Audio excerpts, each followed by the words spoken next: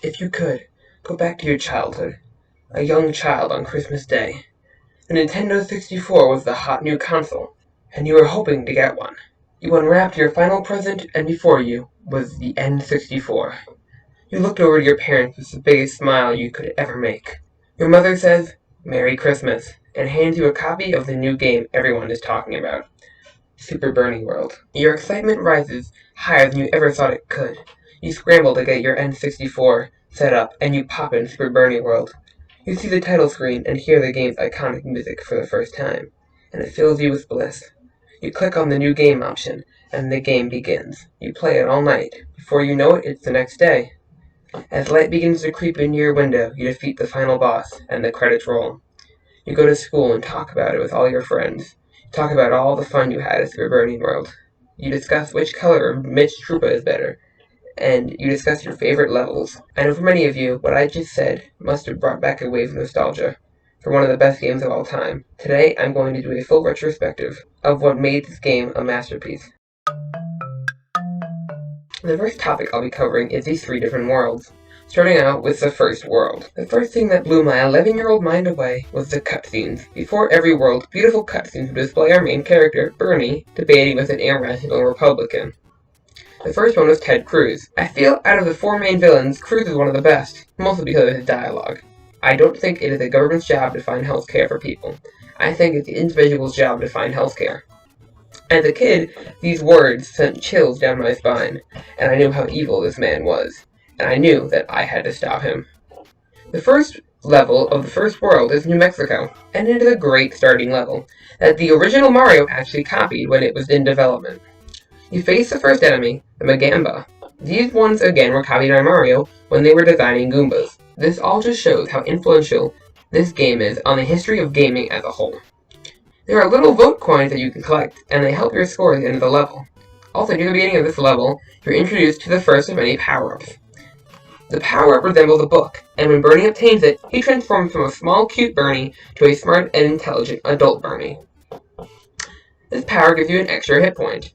After traversing the level some more, killing Magambas and jumping pits, you encounter the Mitch Troopa.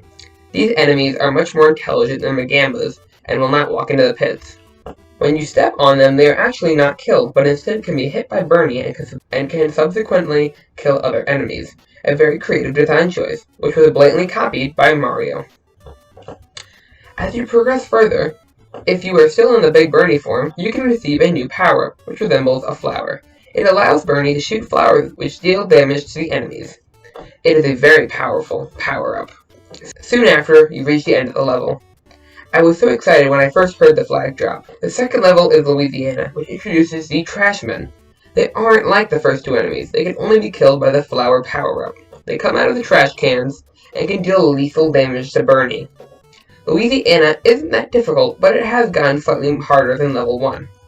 You're introduced to another new power-up in this level, the Fist. This power-up makes Bernie invulnerable for about 10 seconds. He defeats any opponent with just a touch. And after this level, come to the first boss level, Texas.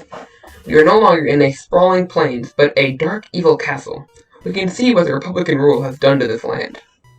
We are introduced to the 4th enemy, the Gofombo, a dangerous ball of fire that erupts from the floor of the Republican castle. This level features dangerous jumps and an abundance of enemies. This is the first level that really upped the difficulty. As a kid, I remember being stuck on this level for nearly an hour. I remember when I finally came face to face with Ted Cruz, it had taken so long for me to get there, and I wasn't going to give it up. It took me only one try to defeat him, and I felt so proud, cheering and exclaiming that I was a master gamer. Little did I know what was to come.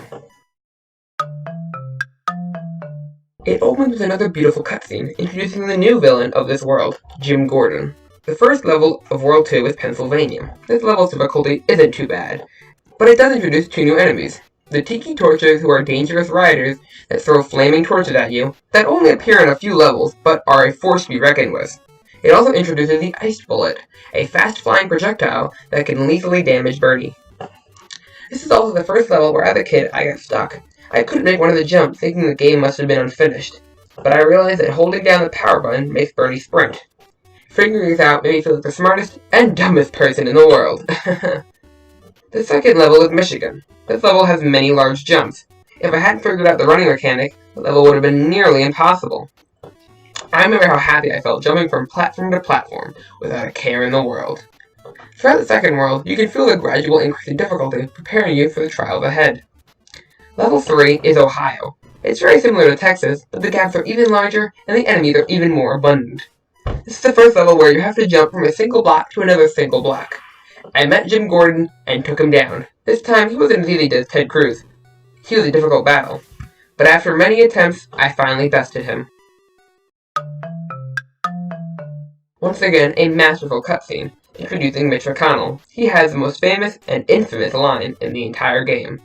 Think of me as the Grim Reaper. To this day, there are still creepypastas being written based off of him.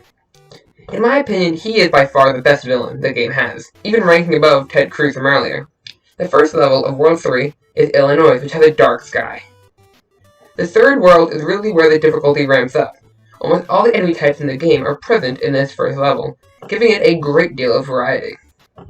The countless enemies and humongous pits really challenged me as a kid, and I found myself stuck at many different parts of this level. The level is the most prominent use of the tiki torture, making this a very difficult level to beat. Next up is Missouri. I also just realized I have failed to mention the timer system. Another thing Mario copied. I feel like it represents a small amount of time that Bernie Sanders has to fix the corrupt ways of the world. I can go on and on with the deeper meaning of the game, but I'll save it for another time. In this level, they reward the more skilled players for making sections that are much easier to traverse, but the only way to get to these areas is with precise and skillful jumps that only the best of the best players can make. We then move on to Kentucky. This castle has a cramped feeling to it, where if your jumps aren't extremely precise, you will easily slip into a void, and you'll have to restart the level all over again. I got to the end of the level, and got rid of Mitch. I felt proud, but I had no clue the difficulty of the next 3 levels. This being the final world, it introduces the final villain, Donald Trump.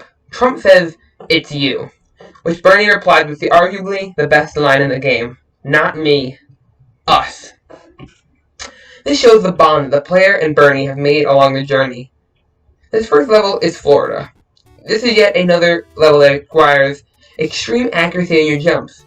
This level was the first one that I actually had difficulty on when I was replaying it as an adult. After this level, we move on to, in my opinion, the hardest level in the game, New York. As a kid and adult, I struggled on this level. I knew the end was in sight, so I was determined to go on. This level had the return of the one-block jumps, and also, near the end, the ice bullets. When I finally beat this level, it was one of the best feelings in the world, but I knew I had one last challenge ahead, Washington, D.C., where I would dethrone Donald Trump. This level is a difficult one, having to jump from block to block over a giant void. When I finally reached Trump, I was ready for the battle of a lifetime, but instead I found something much deeper. Trump gets on his knees and begs for Bernie to let him stay, just so he can continue to be corrupt and make money. Of course, Bernie didn't come this far to not defeat the tyrant, and with the flip of a switch, Trump is defeated. There is an end screen, and the credits roll, showing all the talented people who worked in this masterpiece. For its time, Super Bernie World had some of the most impressive graphics. I remember seeing a commercial for it on TV, and my TV actually began to lag. It had a very difficult time actually showing the impeccable graphics of the game. In my opinion, the most impressive part of the game was definitely the beautiful cutscenes, and pretty much everyone agreed on that. Bernie is so realistic, I thought he was a photo the first time I saw him. Another piece of the game's art is the beautiful music tracks. The game has 2 tracks, the normal track and the castle track. These tracks are classic and will actually be playing at some points in this video. These tracks were actually so well liked that they were nominated for Best Music Track at the Video Game Awards. You can find these tracks on YouTube, and I recommend you give them a listen. While Super Bernie World was a popular game, Mario became much more popular. So Nintendo discontinued Super Bernie World for just a cheap clone. A sequel to Super Bernie World, Bernie 64, was actually in development, but it was scrapped and the code was reused for Mario 64. Nintendo made a statement saying that no more Super Bernie World games would ever be made again, disappointing hundreds of fans.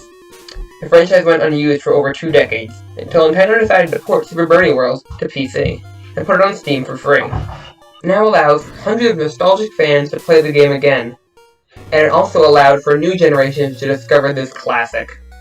Maybe if the game becomes popular again, we could get a new game, the one we all deserve. To many, it is a classic game from their childhood. Be it they played it on a Nintendo 64 or their computer, and everyone who played the game will forever remember their time with one of the best games ever. Super Bernie World. Don't forget to brush your teeth, and have a great day.